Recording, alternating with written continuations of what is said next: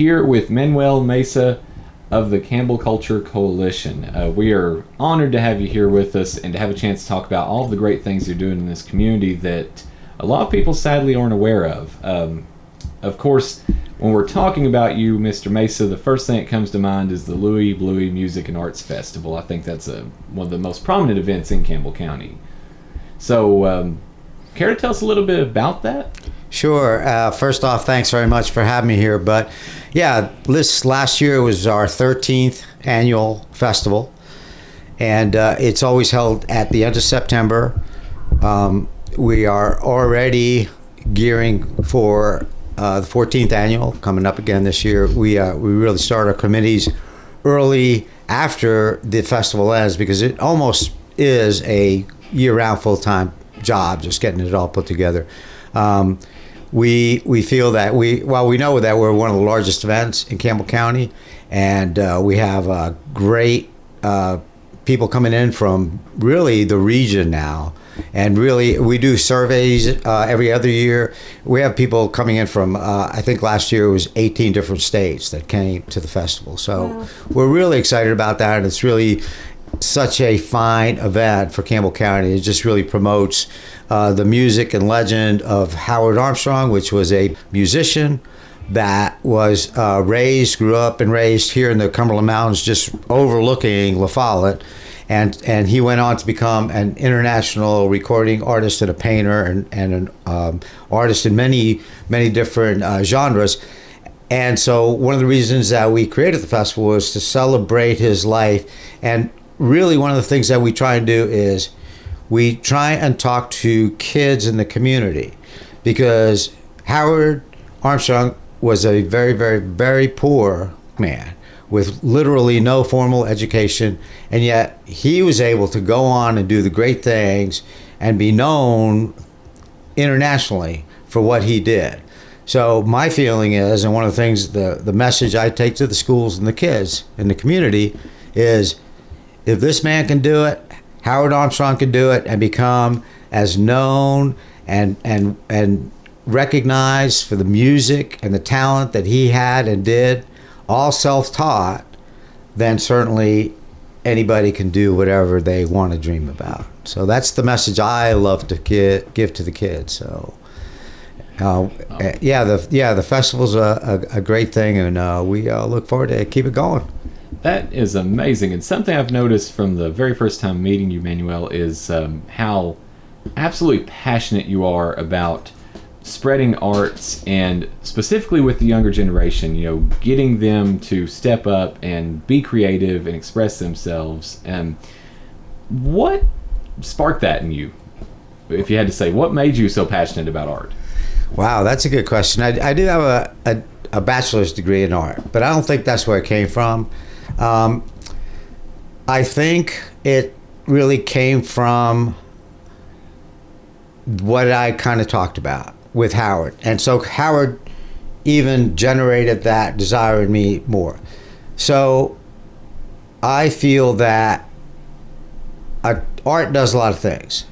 And one of the main things it does for me and for other people and kids especially is that if they are given a chance, an opportunity to create something and express something of their own, and my message to them is always, see what you can do. If you can do this here, there are no limits to the things that you can do and become. And whatever you dream, you can accomplish it. And I'm not saying it's easy, and I'm not saying it happens, and I know a lot of these kids get really frustrated, and they get frustrated with me because I push them. I don't accept just kind of mediocre stuff, and it's kind of like, oh yeah, okay, yeah, here it is, we're done, we're finished, and no, it's got to rise to a certain level, and they have to be excited about it, and they usually are. Like when it's done, they're excited about the projects, and I really would love to talk a little bit about some of the projects we've done here in Campbell County. We have a youth art reach program, and in the last 13 years, we have successfully completed 36 programs in this county. I've gone to every single school in the county, we have 13 schools in the county. I've gone to every single school in the county. Some of the programs have actually incorporated either elementary school and middle schools, or sometimes it's been middle schools and the high school, and the programs have been really, really diverse. They don't all happen at the schools. Sometimes we have a studio. The Campbell Culture Coalition has a studio. Sometimes we'll have the programs in there. But I try to go to all the different schools, and I try to essentially rotate. I don't want to just go to one school and do programs at one school. One of the things that excites me about the programs that I do is that all the programs are totally free. Nobody gets charged anything at all. There is no cost involved. There's no cost for materials. There's no cost to participate. I really have a very deep-seated belief, and I feel that art should not be dictated or exposed by the amount of dollars in your pocket. I feel that art should be available to anybody and everybody who wants to partake or enjoy or view the art. So I've always been very adamant about it, and I started this in Florida, that the programs I do have no cost involved. To me, it's tremendously important that anybody who wants to see, participate, whatever they want to do with art, be it music, painting, sculpture, performing arts, theater, that it should be free and available to everybody. And I know, and there's costs. I write a lot of grants, and I'm always going around to businesses and seeing if they'll sponsor things, because things cost money, and I realize that and I understand that. But I don't feel that the cost should be a burden to people that can't really afford it. I would say when I came here, that was so put in my face, for lack of a better term. I was initially, when I came here, I've been here 14 years now, I started doing a program, and I met this lady, and she had a couple different kids, and I says, oh, look, we're putting this program together, and I can't remember what it was at this time, but it was some type of art program. So I was explaining it to her and telling her, and I said, oh yeah, we're going to meet, and at that time there was talk about having a minimal charge for these programs. And I said that to her, and I can't even remember what it was, but it was, maybe to me, to other people, was minimal. And I expressed that to her. She looked at me. She just looked at me. She said, you need to understand that I've got 2 kids, but I've also got other relatives.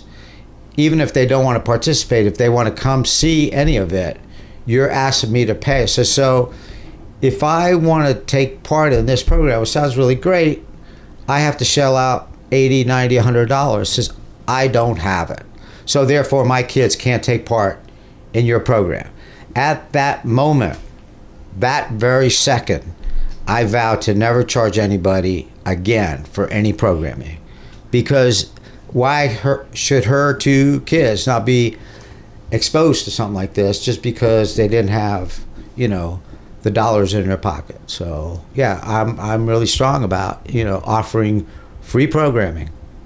That's amazing, and that's exactly the sort of vision and passion for the community that has caused us to name you one of the Good Samaritans in this area. And I'm just so impressed with that. And thinking of someone else I know with that sort of passion and creativity, that would be Renee, who has been rather quiet up till now. Wondering what you might have to contribute. No, well, I've seen a lot of Manuel's art displayed in the courthouse. We got to visit that yesterday, and it was just amazing to see all the beautiful pictures and the way that you bring in the county, the feeling of the county, like the birds and the flowers and, the stuff that we discussed. You have the children take part in that, not just the children, the senior center. We did, yes. We did a program that was pretty interesting too. We did a program where we had our art instructor had the same, he wanted different groups to draw and paint the same image. And I'm not usually very structured in my programs, but I was very structured with him on this. And I explained this to him. I says, okay, here's what you can do. And what you can do is you're going to have 1 hour, and I'm going to tell you when the hour is off or done. And you will meet with these people 3 times. 3 times. Every single group, and there were individual groups. It was elementary school kids. It was middle school age kids. It was participants from the senior center, and it was also participants from assisted living center. So he met with them individually for 3 times. Each one was an hour.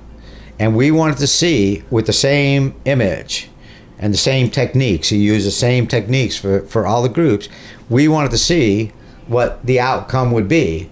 And something like that has never really been tried, that I know of before. But we were very, very interested to see what the final results were.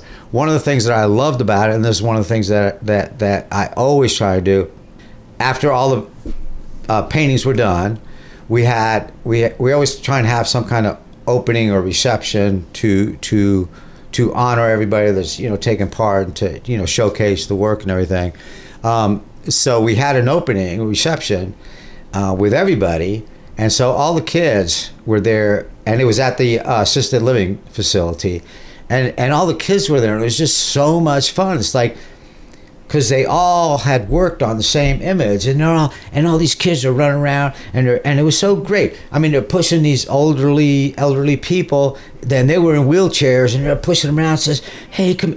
They didn't really know each other before that, but they're pushing around the wheelchair. Hey, oh, did you see this one here that was done? And and then the older people were, they were like, yeah, but Becky, my friend, did this one. Have you looked at this? And it was such a great exchange of just bringing these different age groups together and just conversing and getting to meet each other. It's just really, really rewarding. That's community right there. I think that's just so wonderful. Yeah, it was fun. It was so fun doing it too, And my art instructor, he was funny too, because he's like, I can't believe you're timing me, and you're telling me, you're yelling at me and saying, okay, you only got 3 minutes to go. I'm like, wait a minute, but it worked really great. It was really a super, super fun program to do. That's the other thing, like I said, we've done 36 different programs, and that's one of the things. All of them have been really different programs. I try not to repeat and duplicate programs, even if I'm going to a different school. I don't really want to do the same program, and maybe, I don't know, maybe that's because of me, because I'm like, no, we want to do something else and challenge and move on, and so yeah, all the ones we've done, they've been really different programs. I mean, we've done sculptures, we've done mosaic tiles, we've done paintings, we've done, we did one that was quite amazing. We taught kids how to waltz, which was fantastic. And they waltzed to the Tennessee Waltz, and we talked about the history of the Tennessee Waltz, and then they did a live performance, And again, it was so great because most of the guys that were there, because either their mother made them go or their girlfriend made them go. And yet at the end of the program, which lasted, it was probably about, I can't remember exactly, it was probably about 3 months, once a week or something like that, the guys were more enthused and excited about the whole performance, and they were dressed up to the T, and that was part of the grant monies that we got. I mean, we bought clothes for them, and and they just all looked so beautiful, so sharp. And they did a live performance. Actually, they did 2 live performances in front of quite significant crowds. So it was just really fun. It was really fun to do. It really is amazing. What you're talking about there, that reflects some of the things we've spoken of previously, of how these projects and everything the Campbell Culture Coalition is doing brings people together. It reminds me of something that I was told years ago. It's always stuck with me, that art is one of the only spiritual things mankind has ever made, because it transcends boundaries and barriers. Right. It doesn't matter what language you speak. Exactly. Everybody understands the value of a dance or a painting or music, whether you can understand the language or not. And that's something I'm very impressed with the Campbell Culture Coalition with, that you have this umbrella for music, for dancing, for dressing people up for the dance performances, for art, for all these different age ranges, that people can come together and appreciate art. And I think it's amazing we have something like that here in Campbell County, thanks to the hard work you're doing. Well, and again, I gotta say, I mean, I'm the executive director, but I work under a board. Our board is amazing. They're very spectacular. When either I or somebody else comes up with an idea, I mean, they're the ones that support it. And it's not just the board. I mean, we have a lot of volunteers that help us. We have people that are kind of like what you were just saying, that are committed to the idea of having art available to different age groups, to different people in the community, because I think I agree so much, what you're talking about. I mean, it brings people together. I mean, it's one of those rare things in life that really can bring people together. And that's one of the things that I loved about one of the projects that we did do at the Justice Center. It was called Together We Are Campbell County. And the idea, I won't go into the whole idea. You have to go down to the Justice Center and check it out and look at it. Mm-hmm. But the idea is that people come from different places, but we are here all together in Campbell County from different origins. So we're here and we're working together as a community, and developing our camaraderie as different people coming together, uniting. I would love to briefly, if I could, talk about, we have a couple projects in the works right now. One is, I think people are probably fairly familiar with it. It's called Bring a Book, Take a Book, and it's like a free library. We're putting up 5 of them throughout the county. We got a grant to do that, and kids are painting these boxes. We're going to have books in there so you can read. You just take a book. I mean, it's not going to be monitored or anything. It's like on the honor system. Mm-hmm. So I'm really excited about that. But the thing that I'm really, really extremely excited about is we've launched a relatively new program, and we're calling it Outdoor Classrooms. And we started one last year, and it's at Jacksboro Elementary School, and it is just absolutely incredible. The state, being Nashville people, have already heard about it. They've come and seen it, and they think it's just one of the most extraordinary things that is going on. We are now have approached 5 different schools and have agreement with those schools, and we have complete support from the superintendent of school system, Jennifer Fields, that each one of these, and they're gardens, but I hate saying the word gardens because there's so much more than just a garden. Each school is going to have its own identity and its own footprint of how and what that school and that community can do. The one at Jacksboro Elementary is so incredible, and the staff and the kids have just embraced this so much. It's so beautiful. I went over there in the fall, early fall, and it started last spring. They did the planning, they did, everything that would need to be done. But the kids have done most of this work. It's not somebody coming in there and it's like, okay, yeah, I got to do all this stuff. It's been the kids. The kids have really bought into it. So I went out there, I was looking around, I was talking to the principal out there, Stephen, which has really been incredibly supportive of this whole project. And we're walking around, and it was recess time for some of the kids, not all of them, just, I don't remember, it was 4th grade or 5th or whatever it was.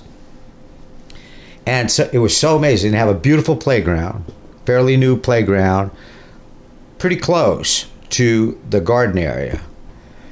And most of the kids were in the garden, not playing in the playground, because they love this. They have one of the things they were doing. I mean, they've done a lot of things. They've started a little bee colony.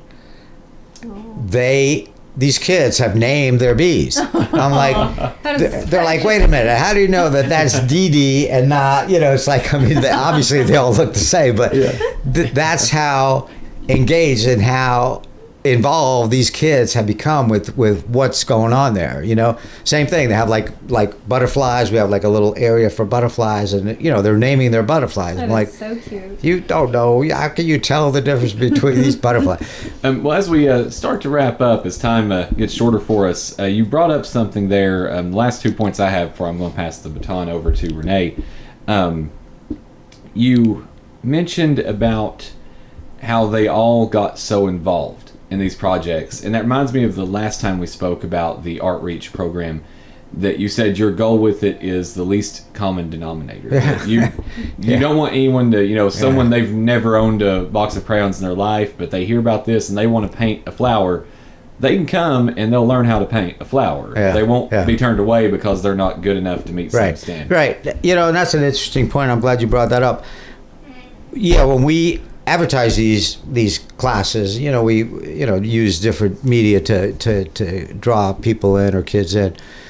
And one of the things I tell the instructors, the artists, is that exactly what you just said. And that's just kind of a phrase that I came up with. I mean, I know it's a math phrase, but so what I tell the instructors is, because we don't require any kind of art background to partake in these projects, you don't have to be like this great painter and have this portfolio. You can, if you have that and want to take part, that's great. But we get a lot of kids that really don't have that much experience or have done a couple little things, So that's what I tell the instructors. I say, and it's funny, it's interesting, the instructors will ask me, so, well, how long is this project going to last? And I tell them, I says, I don't really know. Because you are only going to be working as fast as the slowest, and I hate using the word slowest, but the one that is having the most difficulty grasping the techniques that we're trying to show them. I says, that's as fast as you're going to work. Now, one of the great and wonderful things I found out about this, and I didn't really know this until it started happening, because we have some either intermediate or advanced art students in some of these classes. Of course, they get done with their project or assignment in 4 minutes, and yet the other ones may be struggling.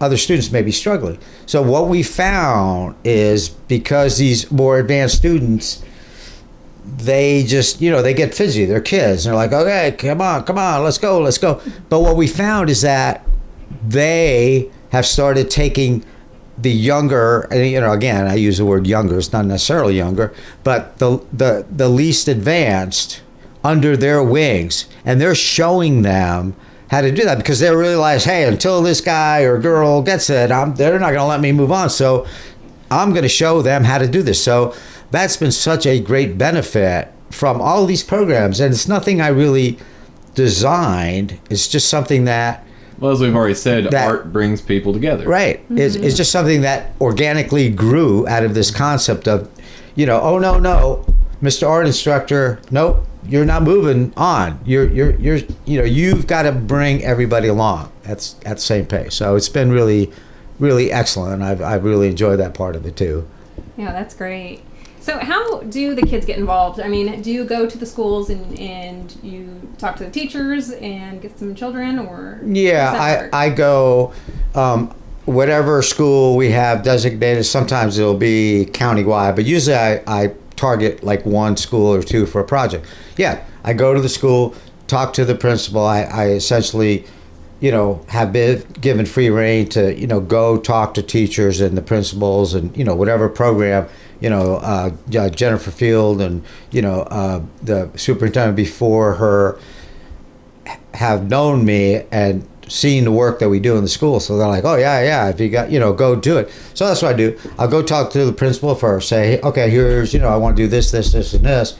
And then, once I get them engaged or excited about it, then they either approach the teachers they think might be valuable, or they let me put flyers out, to the whole school, because sometimes some of the projects are age specific. In other words, it might be 4th, 5th, 6th grade, it might be 1st, 2nd, 3rd. Sometimes it's, K through 5 or 6, or middle school not so much. You got 7th, 8th, 6th, 7th, 8th. So it's kind of like, okay, they can all participate. So yeah, I go into the schools.